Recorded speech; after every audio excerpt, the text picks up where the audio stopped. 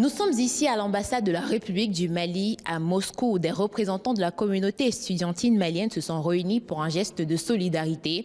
Face à la pénurie de carburant que traverse leur pays, ils ont organisé une collecte de fonds afin de soutenir les efforts du gouvernement.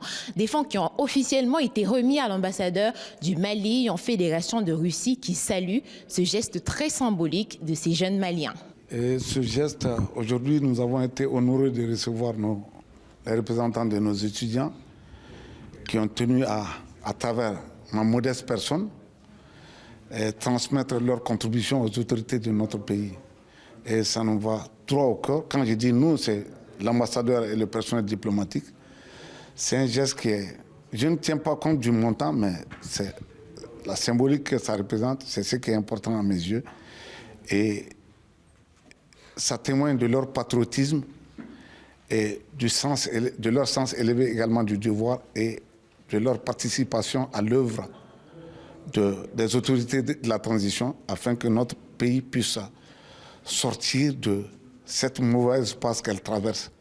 Donc nous sommes très honorés et je vais en rendre compte à son Excellence le général d'armée Assimi Goïta, président de la transition, chef de l'État, et aux plus hautes autorités de mon pays, et pour que ce geste soit, voilà, tout le monde le sache, et afin que ça puisse servir d'exemple aux autres communautés maliennes à travers le monde. Au-delà de la somme récoltée, la cérémonie avait aussi pour objectif de remettre un document contenant des recommandations pour les autorités maliennes afin, disent-ils, de sortir de la crise énergétique et de l'ensemble des difficultés que traverse le pays et la confédération de l'AES.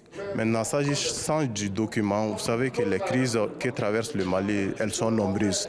Donc, on a réuni l'ensemble des étudiants maliens en Fédération de Russie afin qu'on puisse discuter sur les propositions de sortie de ces différentes crises.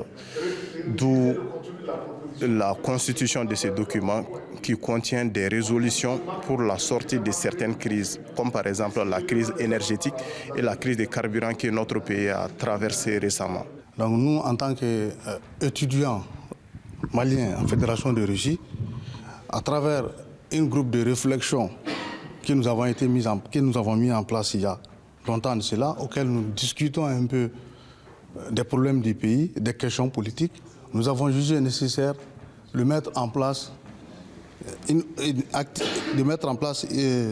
un système permettant de mobiliser les fonds auprès des étudiants afin que nous puissions aussi participer à l'effort de guerre et aussi pour un peu souvenir aux besoins auxquels le pays est confronté. Effectivement, l'objectif initial, ce n'était pas de mobiliser 1 million ou bien 1 milliard de roubles, mais c'était de montrer à l'opinion nationale et internationale qu'il y a des enfants quelque part dans le monde qui sont prêts à tout donner pour leur pays. Nous savons que notre pays, avec ses pairs, le Niger et le Burkina, traversent une situation très difficile et les crises, elles sont multidimensionnelles. Donc nous, en tant que les fils de cette nation, le Mali, nous avons décidé de ne pas rester indifférents.